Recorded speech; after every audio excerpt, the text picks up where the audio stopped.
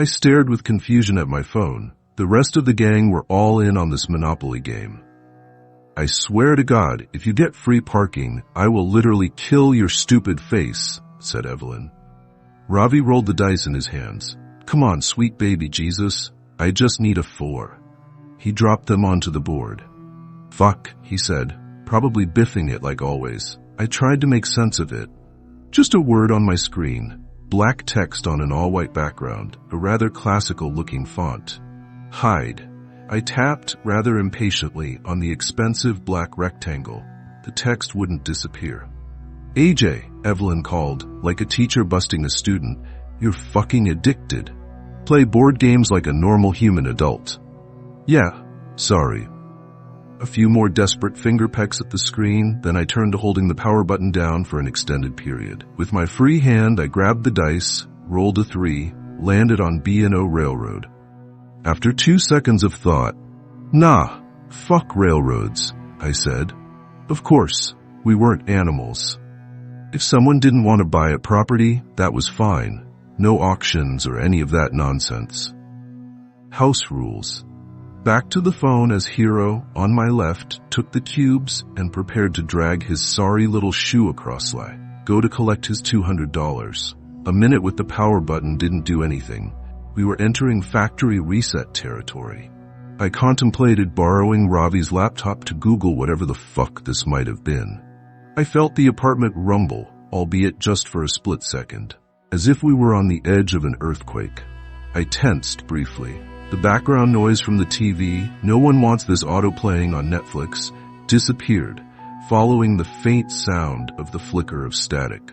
Ravi was the first to get up. I don't, he said, talking slowly as if not to jinx it. I don't think that was an earthquake. He examined the TV, confused at the outage. He checked the wires. Shouldn't be the breaker. I don't have that much stuff plugged in, do I? I grappled with the sad, likely hacked state of my phone and that weird word staring me down. Damn, that's fucking weird, I heard Hero say, half laughing. Head lifted. What? I asked to catch Hero turning his phone to me. His home screen too had been replaced by black text atop weight. Hide. Evelyn, as anti-technology as it comes, had properly clocked this reprieve as her time to quickly respond to long outstanding texts. The fuck? She said. What is this? At my confused look, bordering on scowl, resting scowl face, she flipped her phone around to show me the damage.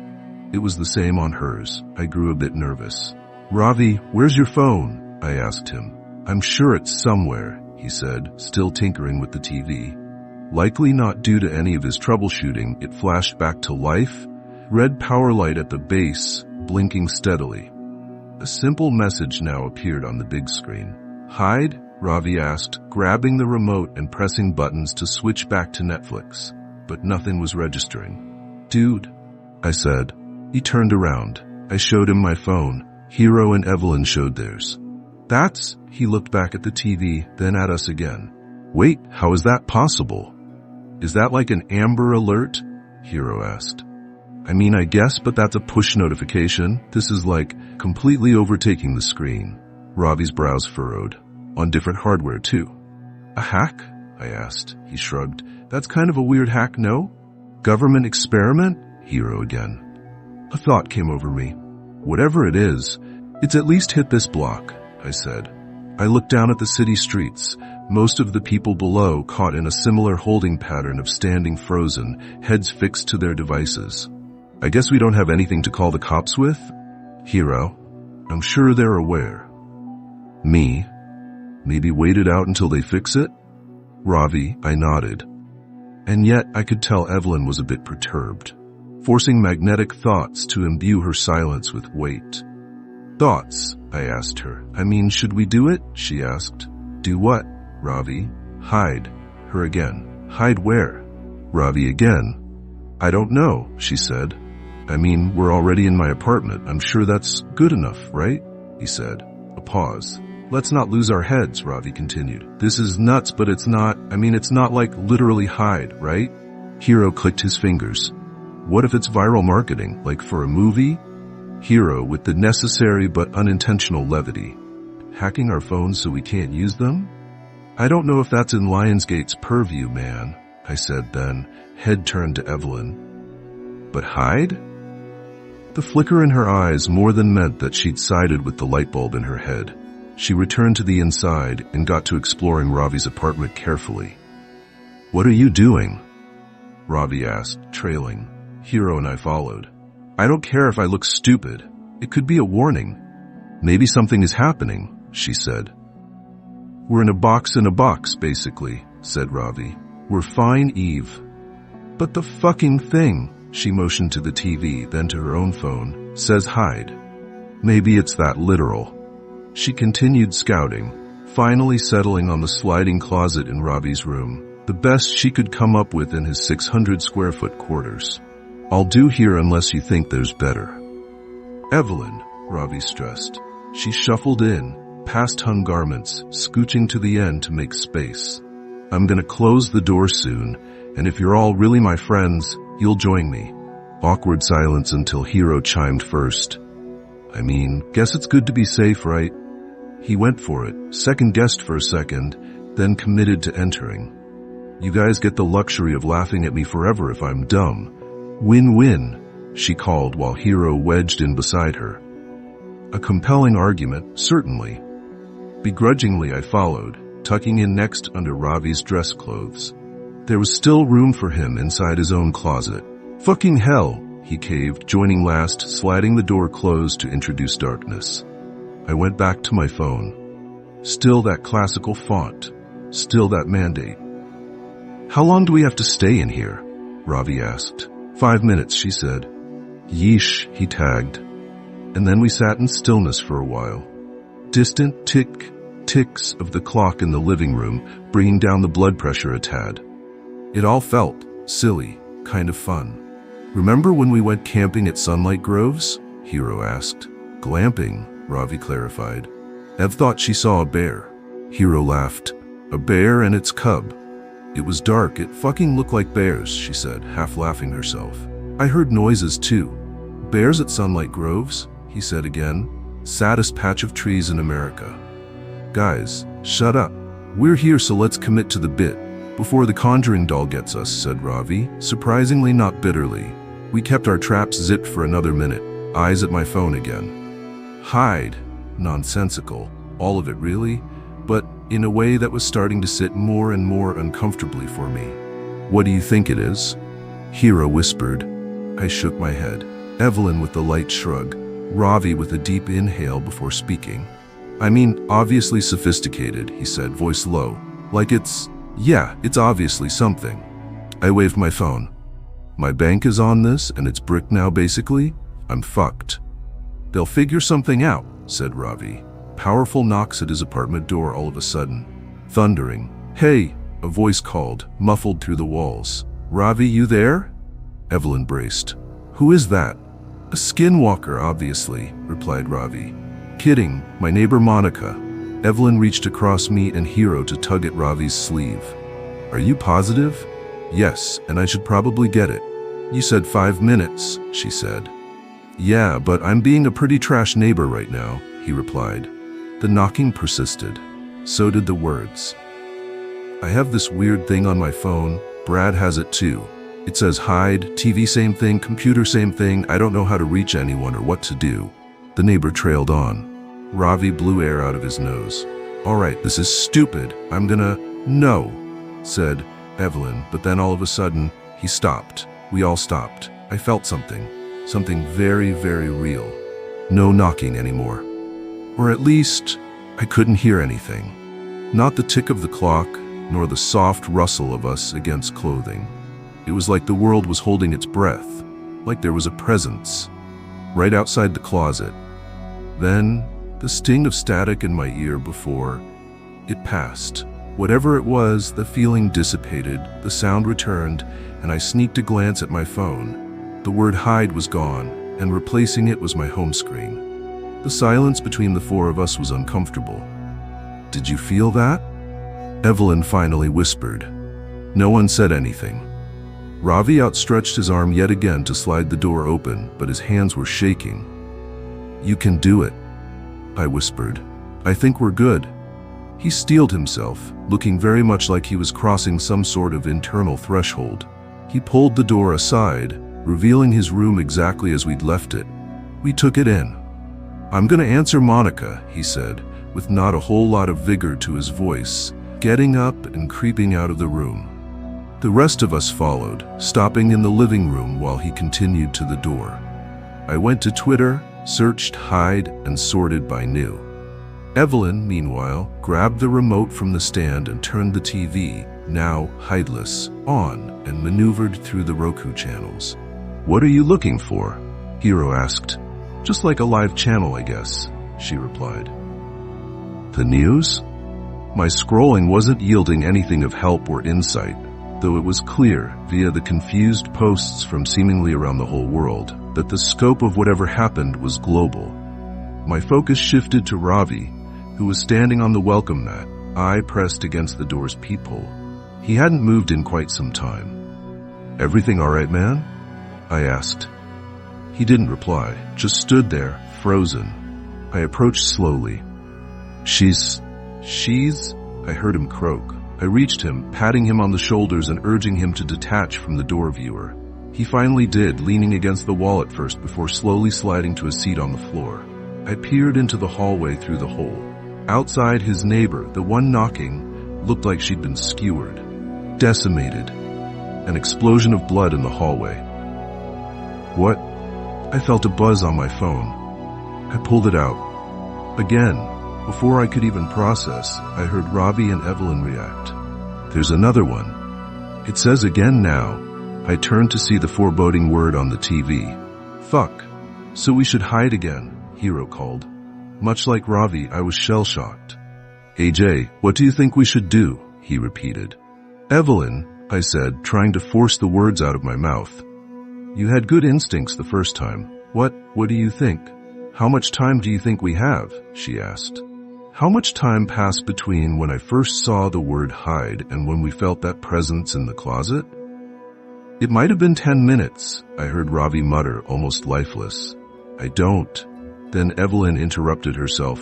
Wait, what did you just see outside? She started approaching the door. I stopped her. I don't think it'll be good for you to see it. Are you serious? She responded. Yes, I said, immediately realizing that lying might have been smarter. We can't assume we have the same amount of time, Ravi added. I went with my pitch. Do we try the same spot? Hiro started pacing, thinking, tapping his foot. If we think about it, it said hide, and we hid. Now it's saying again, and obviously that means that whatever happened is gonna happen again. He gave us a look, as if he could see, in our drained expressions, what was waiting on the other side of the door. That's a great recap, man, I said. What I mean, he said, struggling, is that when you'd play as a kid, if you kept picking the same spot over and over, eventually it'd catch up to you. Are we really trying to apply some sort of logic to this? Ravi mumbled. Evelyn fortified herself. I think he's right. It's nuts and I can't believe I'm saying this, but we need to operate on gut. And gut tells me we pick better spots this time. But spots makes it sound like we should split up, I said, looking around, slowly realizing that the limited real estate we had to work with meant this suggestion made more sense than I would have liked. I turned to Ravi. Where should we all go? He shook his head, palmed his forehead a few times as if to slap himself back to reality. We do, he started, thinking. 2 under my bed. He grimaced, letting neurons collide in his mind. One of us in the utility closet, the other, laundry closet. He got up and pointed. One of the closets was right behind me. Life in him again. Now. My eyes flitted to Hiro and Evelyn, who ran into the bedroom. Ravi gave me a nod before entering the laundry closet and awkwardly squeezing in with the washer and dryer, closing his door. I entered the utility closet and closed mine. Rather, I tried to. The door wasn't clicking shut. Fuck, I said. Ravi, the door, it's not. But then I fought the urge to say anything more. If time was up, I'd compromise my spot. Hell, compromise his spot too if I kept talking. I tried a few more times to get it to close, Then I committed, terrified out of my mind, to gripping the handle and holding the door shut. I tried to keep my shaking hand and quickening breath in check as the silence overtook again. Complete silence, and then that presence. I felt a light tug at the door. I kept my hold firm, but didn't try to overpower, didn't want to completely give it away. And again, it stopped. The feeling disappeared. And I waited 15 seconds before sneaking a look at my phone to see that the again warning was gone. I heard the sound of Ravi's door swing open first. I followed with mine. He was emotional. I forgot that door is fucked. I got scared, man, and I was... You're all good. It's all right, man, I know. I even heard you call for me, and I didn't. I panicked, and I thoughted, we're alive, man, it's all right, we're... And immediately I remembered it wasn't just us, Evelyn and Hero. Right, he said. We rushed to his bedroom. Nothing at first. The two hadn't emerged yet. For a moment, the horrifying thought that we'd be pulling their corpses out from under the bed rushed past me. Guys, I said, coast is clear. Quick silence. For quite some time before they finally shuffled out in one piece, alive. As they shifted from crawl to bend to standing, I wanted to hold them. Hold everyone. For just a second, I felt a newfound appreciation for life and their faces and personalities. Another buzz on my phone. I took a look. Break time. I let out a sigh of relief and showed the message to the others. I guess that's good, Evelyn said. A second to catch our breaths after this fucking craziness. But then what? Ravi asked. Is this just gonna continue? We walked into the living room together nervously. We haven't even gotten a single second to wrap our heads around this, Evelyn again. Something in me didn't seem right. I didn't feel good. Hey Ev, how'd you know that we should have stayed in the closet for 5 minutes? Hero asked, somewhat pointedly. I clocked minor annoyance in her face at the question. I didn't know anything. It was a guess. But I mean, yeah, you guys were fucking lucky I was here and pushed for it, because fuck were you all being stubborn. Hero wore a strange expression as he looked at her. Alright. Sounds like you want to say something more, she said. Why would I? What makes you think I'd... Ravi interrupted Hero by stepping between the two of them. Holy hell, keep your heads on, people. But as he said it, and maybe it was just an aberration in my mind, but I couldn't help but feel something significant stir within me, something really inflame, as if even though his face was straight, he was concealing some sort of inner smile at what was happening. Hero, I think you're focusing your skepticism in the wrong direction, I said. Ravi's expression turned irritated, which all but confirmed it for me. I don't know if you want to be mad at the person that saved us the first time, I said, trying to make a point by motioning to Evelyn, but as I looked at her, something felt wrong there too. I contained it, or rather, the person who wanted to open the closet door, and then something even more obvious hit me. Wait, Ravi, you tried to kill me. And all of a sudden, I was glaring at him, my temper rising by metric tons every second as if it was all starting to make sense. Evelyn and Hero joined me. Ravi looked incredulous. I already admitted that I fucked up with the door. I confess to you. Why are you trying to make things worse? I was trying to calm them down. Then, noticing us approach him, he backed towards the kitchen cabinets. He pointed at me. You were on your phone when this first happened, he said, as if he were having his own revelation. You were waiting for it to start. That's an insane fucking misdirect, I said, positive that I couldn't trust him. But as my eyes turned to Evelyn and Hero, I realized I couldn't trust them either. Couldn't trust anyone. Still, Ravi absolutely needed to be the first to go, the first to be disposed of. He grabbed a knife from the cupboard and held it out at us. And only the smallest thought in the back of my mind was telling me that we were being toyed with. That it was so incredibly obvious that whatever this was, it had a handle on us. But unfortunately that understanding was academic for me at best. As I kept finding string after string of thoughts and emotions connecting, everything adding up, the logic sound, my emotions inflamed. "Break time," Evelyn said. "It's breaking us." Of course she would know that, though, if she were in on it. We all looked at her. I watched for sudden movements from any of these traitors, these bastards. Even a millimeter shift wouldn't get past me. It's overriding us, it's flooding us with anger that isn't ours and real as it feels. She faced her phone at us, beckoning us to read it clearly. Break time. We can't fall to it. And that small, grounded part of me took over, even though I was sure with everything in my soul that she, Ravi, and Hero were the source of everything that was happening. Ravi's grip on the knife tightened as he and the rest of us remained in the bizarre equilibrium of our four-way standoff.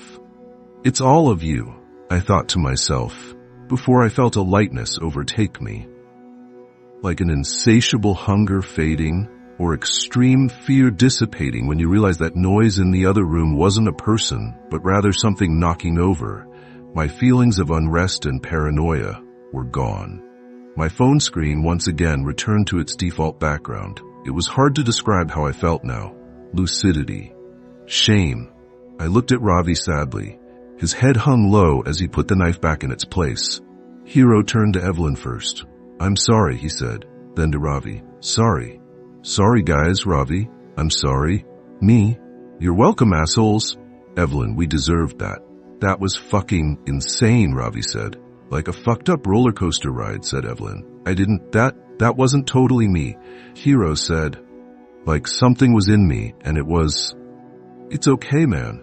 I was getting tired of saying it, and certainly I, out of everyone, didn't deserve to impart forgiveness anyway, after where my own head was at only 30 seconds ago. "We need to write something down, like we are susceptible." "Don't forget," started Ravi. "We just need to remember to keep your heads on," I interrupted. "Remember." But I think the fear that, again, would pop up on our phones drove him to start rummaging for some paper, start scribbling some words on it, while the rest of us tried to soak in the reprieve of nothing happening. Every half second a luxury. I wanted to say sorry another 20 or so times, something I was sure wasn't a feeling unique to me. "I feel like I'm losing myself," I said. It felt like I was in a dream at this point. "Yeah," said Ravi. "Yeah." "We're?" Hero said, looking at us carefully. "Probably all gonna die. Should we say our words, I guess?" Don't talk like that," said Evelyn. "How many people do you think are dead?" Hero asked. I went to the TV, turned it on, toggled through the homepage until I found the live stream of a soccer game. One fixed camera angle. Everyone in the stadium torn apart. Players on the field within frame, eviscerated. I returned to the homepage, navigating in an attempt to find a different live program.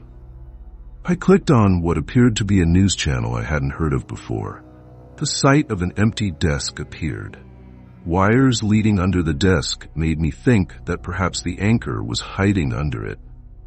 "We are trying to report," he said, knowing that the signal is going to cut out.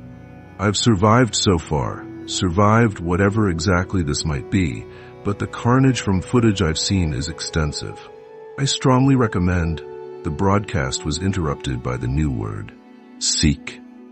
Again in classical lettering, and the screen cracked, then shattered with a loud pop, sending bits of glass onto the floor. As did the screen on my phone that I'd placed on the coffee table, as did the phones in Evelyn and Hero's hands too, reactively dropped on the floor by the pair, a weak bounce before settling. I panicked. "Seek! Seek!" I said desperately, trying to jolt my brain to the task. "Maybe something out of place?" Evelyn said. "What if we have to find what's killing everyone?" said Hero. I started, but I couldn't even muster up a close to the sentence. I ran to the balcony outside to see if there was something obvious to look for. In the sky, in the city. What I spotted on the neighboring high-rises was blood-stained curtains, unrecognizable bodies where blinds were lifted, and, as my eyes darted from spot to spot, a lid. A small TV in one of the apartments. The screen looked unbroken. A word on it I couldn't make out. 5 letters was the best I could do. "It's the screens," I said. "We need to find a screen that still works." I ran back into the living room. "Does anyone have binoculars?" They all looked at me.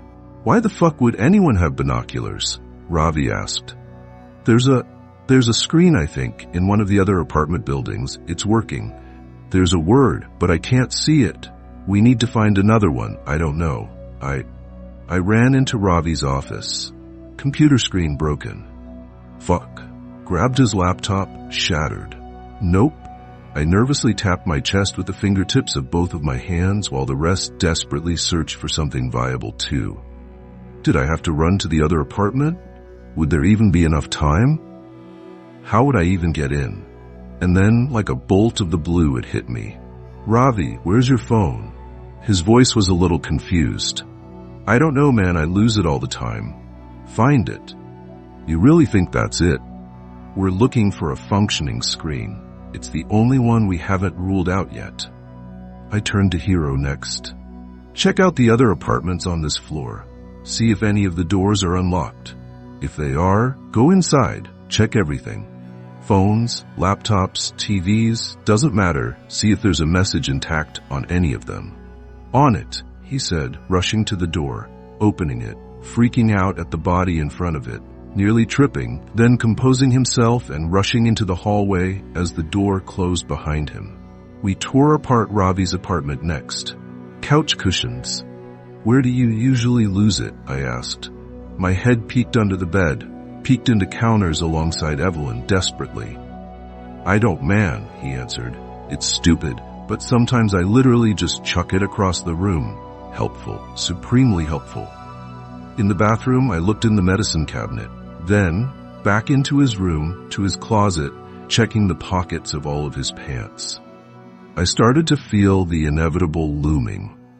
This was the one that was going to kill us, wasn't it? "Love you guys," I heard Evelyn say almost under her breath, like she could feel it too.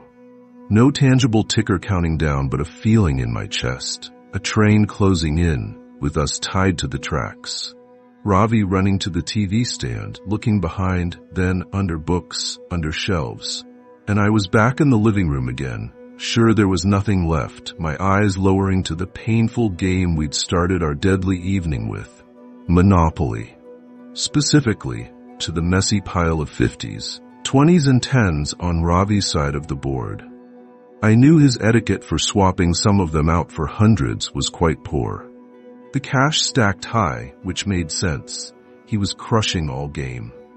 And yet, I crouched and did an even more aggressive sweep of the spot that we'd started our desperate search at to discover his preserved Samsung Galaxy A35 underneath the fake money, with a new word to greet me, smile. And it really did feel like time was up this time. "I found it, you have to smile." I screamed like a goddamn auctioneer. Evelyn turned first from her spot in the kitchen. "What?" I ripped the phone from the ground and held up the message to her. "Smile." She mirrored my uncomfortable expression, all teeth, feigned happiness, as did Ravi as he bolted out of the room before even seeing the message on the phone or my intense eyes. Hero threw open the door. "Couldn't find anything. I'm sorry," he screamed. He saw our wide smiling faces and our eyes screaming at him to get the hint as I tried to mouth the word while keeping my pose. But instead it sounded like smah. And yet, despite the confusing sight, with the luckiest stroke in the world, he copied and showed me those pearly whites. I retained my beaming smile, feeling a tear of fear travel down my cheek, my eyes glued to Ravi's phone in my hand, hoping and praying that we wouldn't all get torn apart. And the word disappeared. I showed the group the proof, and one by one our cheery expressions dropped to our default nervous frowns. Resting scowl face restored. A collective exhale. "I can't fucking do this," said Ravi. "I know," Evelyn added. And unlike some of the gaps we'd been afforded in the past, I already spotted a new message on the single, remaining functional phone left in my right hand. Point to sacrifice. I could feel the group's eyes on me. I couldn't hide the misery. "What?" Ravi asked. Point to sacrifice, I said, barely legible. AJ? Evelyn asked. I tilted the phone so they could read it. I couldn't say the words any louder. My body wouldn't let me. Underneath the words, a timer had been running, one that was already down to 145, 144, 143 by the time I flashed them the phone. And yet still all of us needed more seconds to let it settle. I felt defeated. Truly, this time. All right, said Ravi, cutting through the holding pattern. So what? We talk it through with the time we have left? Maybe we all agree on someone to point at? I mean, hey, fuck knows what I have to live for. Hero next. My family, mom, dad, siblings, I wasn't even thinking of them this whole time. They're all probably dead, Yeah, I interrupted, his words hitting me immediately and curbing any remaining social etiquette I had left. Everyone I had ever known was likely gone. Wow. Evelyn smiled at us softly. I just have you guys now, she said. So yeah, fuck this, she said, immediately pointing to herself, almost causing me to die right there in fear she'd be torn apart immediately, but the counter was still ticking down. I flipped the board on this bullshit, she said, without wavering. 112, 111. Hero pointed to himself. Fuck it, yeah. You know what? I flipped the board too, he said. I looked at him, almost nervously, exasperated. Really, after all that, guys? 107, 106. If there is a hell, Ravi said. Unlikely, but what the fuck? Maybe we dodged that bullet. He curled his index finger back towards himself. Flip the fucking board. I just looked at them. It was strange to feel a deluge of selfish thoughts flood into me all at once. 40, 39. All right, I said, copying my peers. Let's do it. I pointed at myself too, like we were all playing Simon Says or something. I took an appreciative look at my old friends. The longest-standing friends I'd ever had in my stupid life.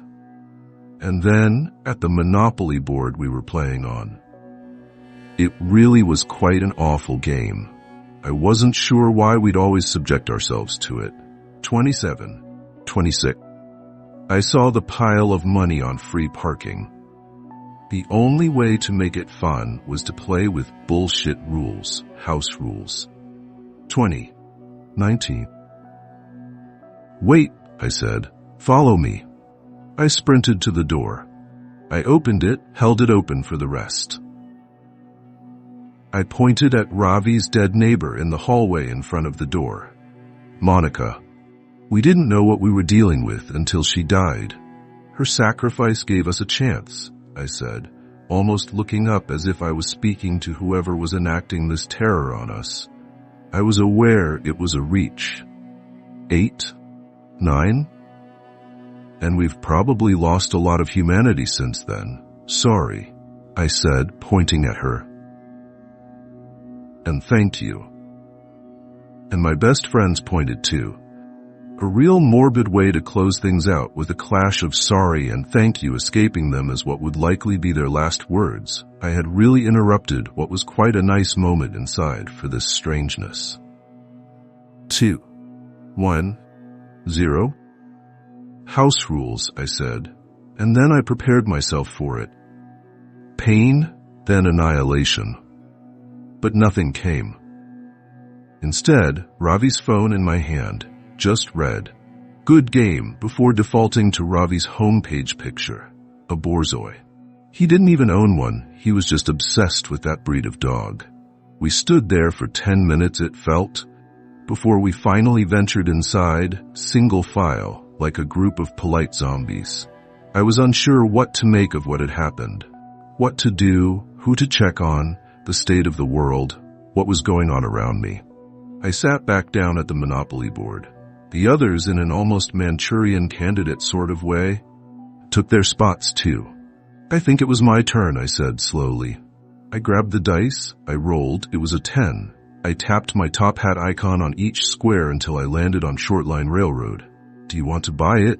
Evelyn asked me. I thought about it for too long. Finally, sure,